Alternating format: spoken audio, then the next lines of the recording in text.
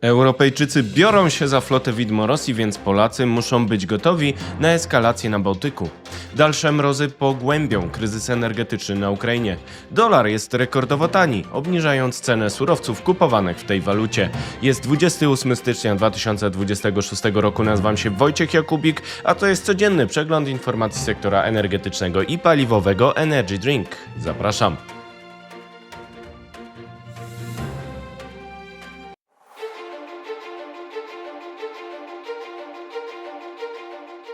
Partnerem kanału Energy Drink jest Orlen. Zaczynamy jak zawsze od informacji dnia. Flota widmo na celowniku koalicji na Bałtyku. Polska musi być gotowa do walki. Europa bierze wzór z USA i zamierza dokonywać metodycznego abordażu floty widmo Rosji. Polska musi się liczyć z militaryzacją sporu na Bałtyku i chronić swe szlaki dostaw nierosyjskich. Kraje Morza Bałtyckiego i Północnego zadeklarowały, że będą zatrzymywać tankowce floty widmo stosujące fałszywą flagę. To dalsza eskalacja po kilku przypadkach abordażu takich jednostek pływających z Wenezueli przez USA oraz precedensie z udziałem Francji. Belgia, Dania, Estonia, Finlandia, Francja, Holandia, Islandia, Norwegia, Niemcy, Litwa, Łotwa, Polska, Szwecja i Wielka Brytania opublikowały wspólne oświadczenie. Wymagają od wszystkich statków na Morzu Bałtyckim oraz Północnym przestrzegania prawa morskiego. Kraje te oczekują pełnego i spójnego wdrożenia przepisów międzynarodowych organizacji morskiej IMO. Jest ono podstawą zapewnienia bezpieczeństwa na morzu, sprawnego funkcjonowania żeglugi oraz ochrony marynarzy i środowiska morskiego, zwłaszcza w obliczu nowych sytuacji wpływających na bezpieczeństwo na morzu, takich jak coraz częstsze wykorzystywanie statków floty cieni w celu obejścia międzynarodowych sankcji, czytamy w komunikacie.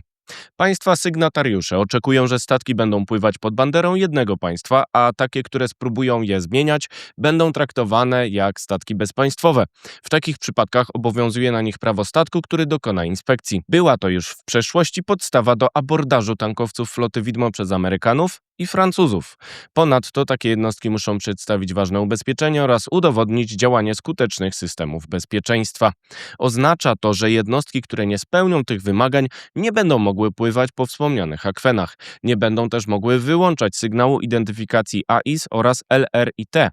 Statki floty widmo będą musiały także raportować o wyciekach ropy oraz innych szkodliwych substancji w zgodzie z przepisami i normami międzynarodowymi. Mają mieć plany przeciwdziałania skażeniu zgodne z odpowiednimi konwencjami. Nie mogą również dokonywać transferu ropy ze statku na statek bez odpowiednich powiadomień krajów, na terenie których w wyłącznej strefie ekonomicznej dochodzi do takich procederów.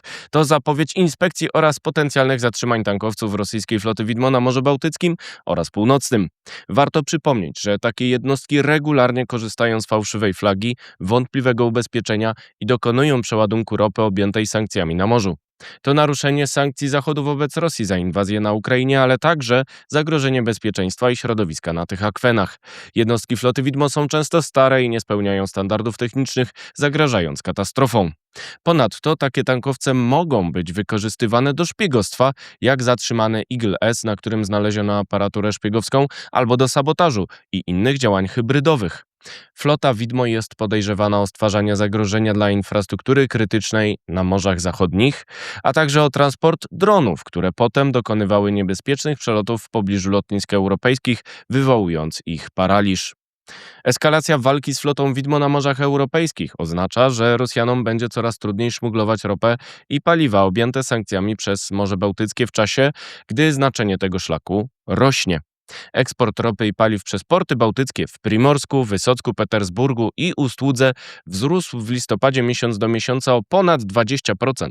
To skutek odbudowy portów w Ust-Łudze po zniszczeniach spowodowanych dronopadem Ukrainy oraz reorientacji szlaków dostaw. W tym samym czasie eksport produktów naftowych przez Morze Czarne i Azowskie spadł o 30%. To skutek dronopadu na infrastrukturę naftową oraz tankowce floty widmo na tych akwenach.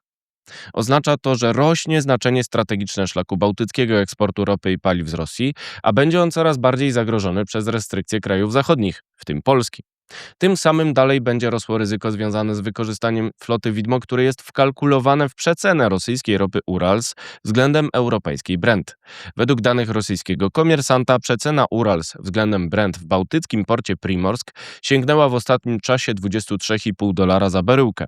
W niektórych transakcjach przecena sięga już $34. To ograniczenie przychodów Kremla. Rosjanie do tej pory nie reagowali siłą na abordaż floty widmo, choć odgrażają się militaryzacją eksportu ropy. Nie zablokowali jednak abordażu tankowca Bella 1 przez USA, pomimo posiadania okrętu podwodnego w pobliżu. Państwa pragnące egzekwować prawo wobec floty widmo, jak Polska, muszą liczyć się z militaryzacją i konwojowaniem tankowców przez Rosjan. Oznacza to, że może dochodzić do nowych incydentów na Morzu Bałtyckim. Warto przypomnieć, że Polska posiada od 2023 roku prawo pozwalające jej strzelać do zagrożeń dla infrastruktury na Morzu Bałtyckim. Flota widmo może zostać wykorzystana do zakłócenia dostaw surowców nierosyjskich przez Bałtyk oraz cieśniny duńskie.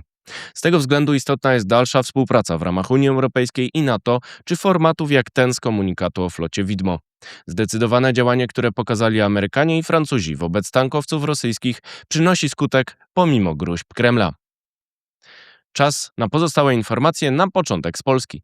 Jest chętny. Polska Grupa Energetyczna znalazła wykonawcę bloków OCGT w Rybniku oraz Gryfinie.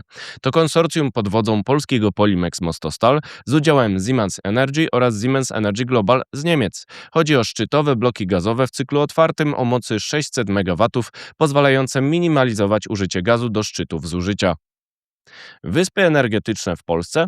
Niektóre gminy pomorskie zaapelowały o utworzenie wysp energetycznych, czyli lokalnych obszarów bilansowania z wykorzystaniem OZE oraz magazynów energii. Marszałek Mieczysław Struk, cytowany przez CIRE, mówił o wykorzystaniu zasobów lokalnych. Wodór przez Polskę. Orlen zawarł porozumienia z firmami z Finlandii Abo Energy Suomi, Nordic Ren Gas oraz Wolak Hy Kuopio SPV o produkcji i dostawach wodoru. Orlen może być pośrednikiem dostaw wodoru do regionu Europy Środkowo-Wschodniej. Więcej gazu. Polska i Ukraina zwiększają dostawy gazu nad Dniepr, o czym informuje minister energetyki Denis Szmychal.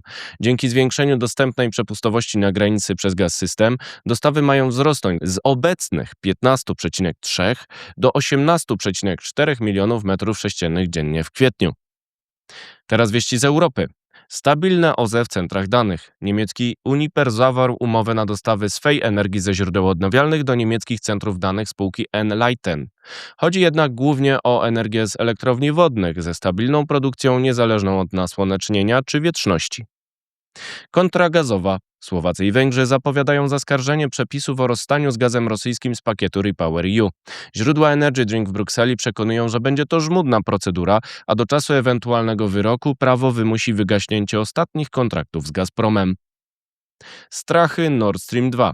Prorosyjska Alternative für Deutschland domaga się odbudowy gazociągu Nord Stream 2 wobec ataku zimy i spadku zapasów w magazynach niemieckich. Wpisuje się w narrację Gazpromu, który znów straszy Europejczyków niedoborem gazu. AfD straszy kryzysem energetycznym, żeby podbić temat Nord Stream 2, mówi Anna Tepper z Instytutu Zachodniego w podcaście Energy Drink, a więcej na stronie energydrink.today. Atak zimy trwa. Prognozy na nadchodzący tydzień pokazują temperatury poniżej -10 stopni Celsjusza w regionie Polski, a także w Kijowie. To zapowiedź dalszego, głębszego kryzysu energetycznego na Ukrainie oraz rosnącego ryzyka zjawiska uchodźców energetycznych. Ukraińcy opuszczają obszary pozbawione dostaw energii i ciepła przez ataki Rosji. Jeszcze wieści ze świata. Dragon Bear. Według fińskiego wywiadu wojskowego Rosjanie coraz bardziej polegają na Chinach. Jesienią 2025 roku Chińczycy odpowiadali za zakup prawie połowy eksportu ropy z Rosji. Współpraca z Chinami szczególnie, ale także z Koreą Północną i Iranem zmniejsza presję na przemysł obronny Rosji i pozwala mu zwiększać produkcję pomimo wojny, oceniają Finowie. Indie zapraszają. Premier Indii Narendra Modi zapowiedział, że sektor energetyczny jego kraju potrzebuje inwestycji wartych $500 miliardów, bo zamierza osiągnąć niezależność energetyczną. Mówi o rozwoju sektora LNG oraz przerobu ropy niedługo po układzie handlowym z Unią Europejską. Niepewność w Wenezueli. Wywiad amerykański CIA przekonuje, że Delcy Rodriguez, pełniąca obowiązki prezydenta Wenezueli po zatrzymaniu Nicolasa Maduro przez USA, niekoniecznie ograniczy współpracę z Iranem, Chinami i Rosją. Alternatywa to opozycja pod wodzą Marii Coriny Machado. Mimo to Caracas autoryzowało sprzedaż od 30 do 50 milionów baryłek ropy USA zamiast Chinom. Tani dolar to tanie surowce. Dolar jest najtańszy od lat i kosztuje około 3,50 za dolara. Według analityków waluta amerykańska może niebawem potanieć do 3,20 zł. To m.in. oznacza niższą cenę gazu i ropy kupowanych w tej walucie w krajach jak Polska. To wszystko w materiałach przygotowanych dzisiaj, następna oczywiście już jutro, więc zapraszam Państwa serdecznie. Do zobaczenia, do usłyszenia.